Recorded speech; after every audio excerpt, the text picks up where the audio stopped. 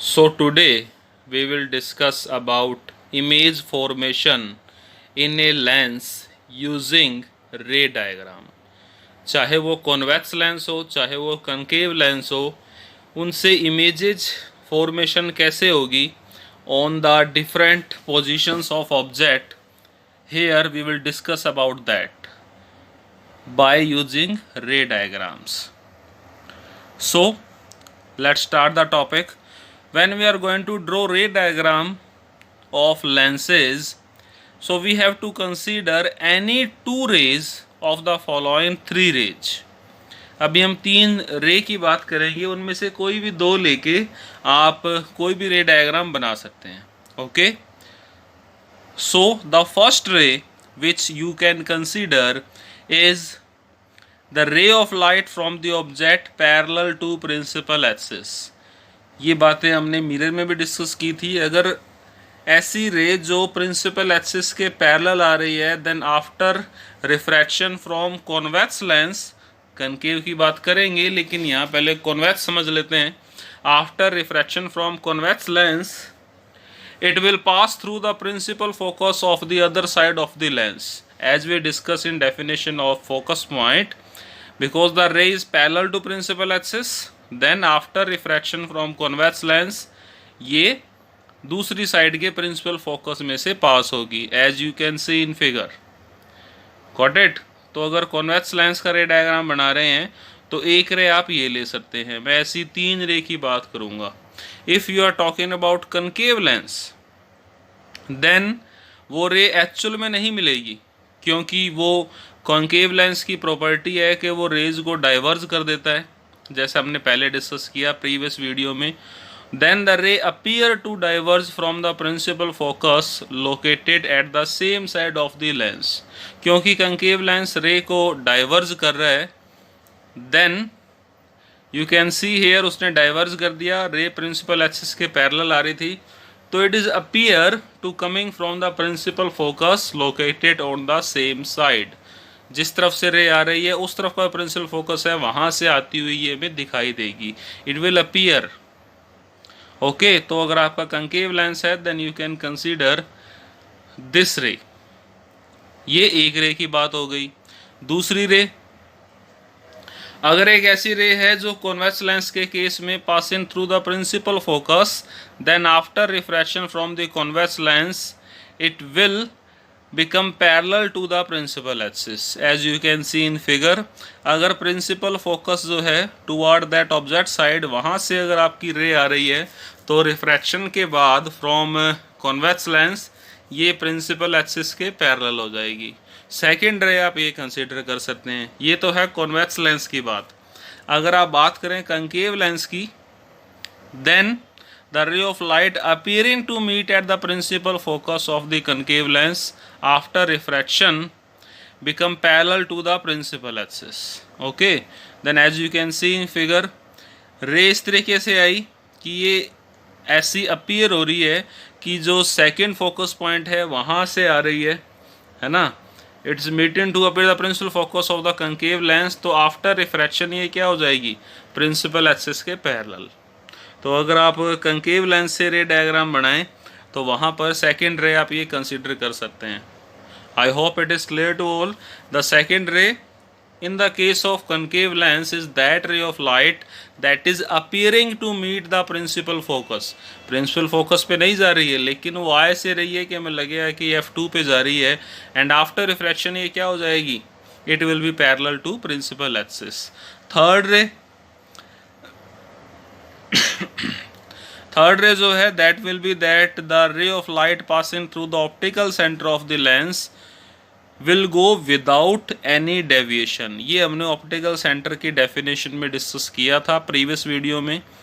कोई भी लेंस हो, चाहे आपका कॉन्वेक्स है चाहे आपका कनकेव है, दोनों ही केस में वो रे जो ऑप्टिकल सेंटर से जा रही है it will go without any deviation. तो आप इन तीन रे में से कोई भी दो रे कंसीडर करके रे डायग्राम बना सकते हैं. इस वीडियो में हमने कॉन्वेक्स लेंस की बात की है. सो कॉन्वेक्स लेंस में कहाँ कहाँ पोजीशन ऑब्जेक्ट की रखें जिससे हमारे पास different positions size, shape and nature की इमेजेस बने। Let discuss about that. So सबसे पहला केस मैंने लिया है nature, position and relative size of the image found by a convex lens for the position object at infinity.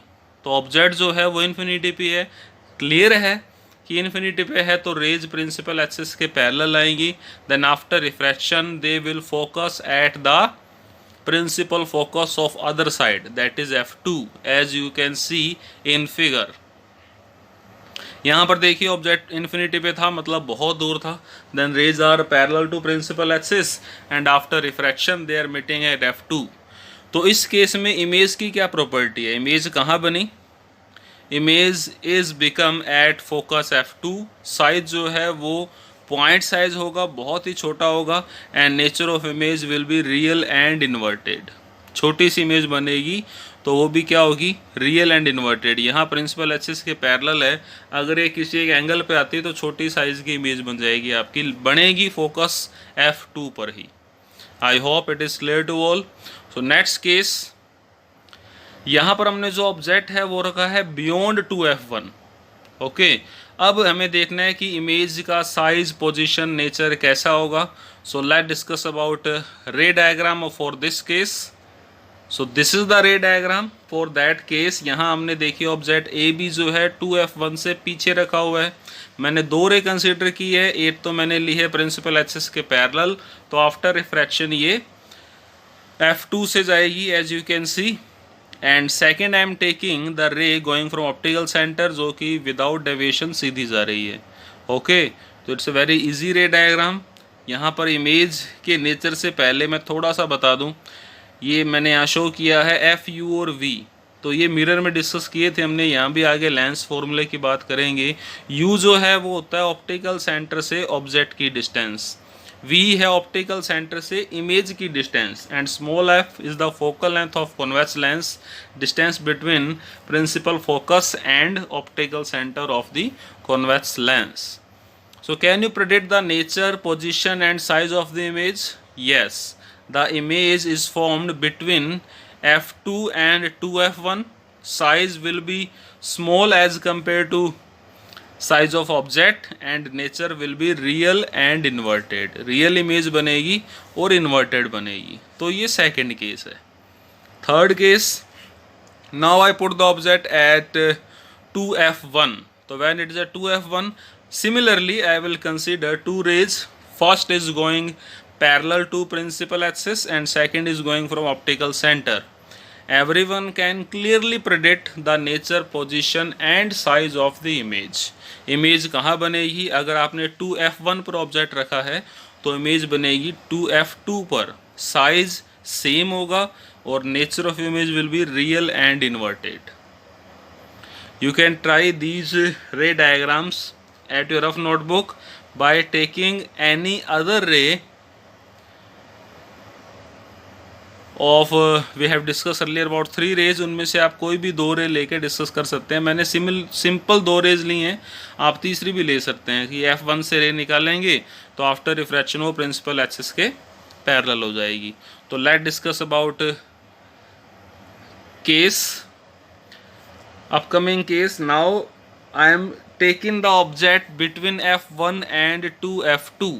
तो अगर F1 और 2F2 के बीच में ऑब्जेक्ट है, then you can see the ray diagram। After refraction, the rays coming from O and parallel to principal axis, they will meet at a point जो 2F2 से पीछे बन रहा है। Clear to all?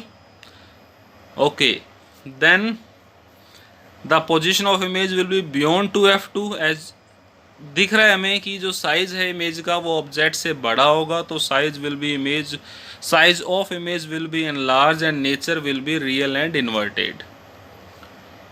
After that हमने अगर F1 पर object को रख दिया, F1 प्रिंसिपल फोकस है टुवर्ड द ऑब्जेक्ट साइड, तो after refraction the rays become parallel to each other. So आपका जो इमेज है वो डेफिनेटली बनेगा इन्फिनिटी पे, बहुत बड़ा बनेगा। As you can see in this ray diagram, F1 पे ऑब्जेक्ट है ए बी, एक रे प्रिंसिपल एक्सिस के पैरेलल आई after refraction going from F2 and second ray is going from optical centre. Then these rays will be meet at infinity, so position of image will be between it's not between, it will be at infinity, and size will be very large of the image, and nature will be real and inverted. Last case, अगर हम object को optical centre और F1 के बीच में रख दें, अब इस केस में जो इमेज है वो वर्चुअल बनेगी, as you can see in the ray diagram, क्योंकि आफ्टर रिफ्रैक्शन एक रे तो F2 से गई और एक जा रही है ऑप्टिकल सेंटर से, दोनों के बीच में डिस्टेंस बढ़ती जा रही है ना, तो ये दोनों रियल में तो कहीं नहीं मीट करेगी। तो जब हम ह्यूमन आई को इन दोनों रेस के सामने रखेंगे तो these rays will appear to meet at a virtual point which you can see in the diagram a dash. Clear? जब आपका ऑब्जेक्ट ऑप्टिकल सेंटर और F1 के बीच में रखा होगा तो रिफ्रैक्शन के बाद जो रेज आ रही हैं वो एक्चुअल में कहीं नहीं मिलेगी, तो जब हम इन्हें देखेंगे तो they will appear to meet a point, a virtual point behind the object, तो इस केस में आपकी इमेज वर्चुअल बनेगी। So position of image will be on the same side of lens, पहले हमेशा लेंस के दूसरी साइड बन रही थी, अब सेम साइड बनेगी, and size will be in large and nature will be virtual and erect. इस केस के अलावा जितने भी इमेजेस बन रही है कॉन्वेक्स लेंस से वो रियल इन्वर्टेड थी। ये जो केस है जब आपका ऑब्जेक्ट ऑप्टिकल सेंटर और F1 के बीच में होगा, then your image will be virtual and erect. तो ये सारे केसेस को अगर हम टेबल फॉर्म में शो करें, so this will be your table. यहाँ हमने पोजीशन ऑफ ऑब्जेक्ट दिखाई है, पोजीशन ऑफ इमेज जो हमने ये सारे केस डिस्कस किए हैं, 5 cases, 6 cases we have discussed here, and size and nature of the image given in the table. So you can practice these ray diagrams at your home. If you have any doubt, then you can ask in comment section. Thank you.